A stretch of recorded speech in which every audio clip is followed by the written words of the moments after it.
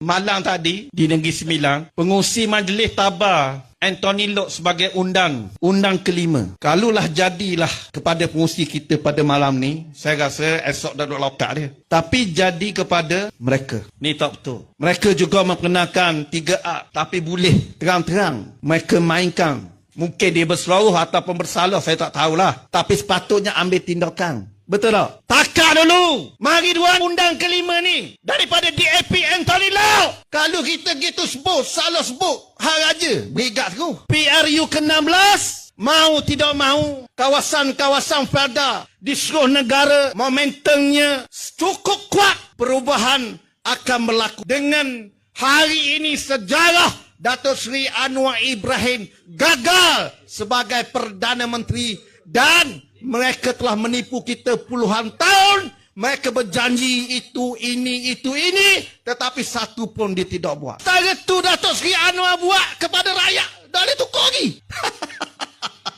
Dak munasabah adik kakak. Malam ni orang UMNO sendiri akan berdiri sini. Dah masuk pah lagi tu. Dah masuk pah lagi tu Ustaz Jalil. Layak semua. Orang kanan Datuk Seri Najib yang bersih. Bila orang bersih, orang beramanah, orang ada ilmu, orang baik, dia berani berdiri di atas pentas PAS untuk mendedahkan apa yang berlaku sebenarnya dalam siapa Anwar Ibrahim. Marilah kita sama-sama beri semangat kepada saudara Ihsan Jalil. Dah apa mu tak mau masuk PAS pun tak apa. Cukuplah kamu membantu kami menyedorkan rakyat Malaysia menolak Datuk Seri Anwar Ibrahim. Kita bertakbir 3 kali untuk mempersilakan beliau menyampaikan ucapan. Takbir.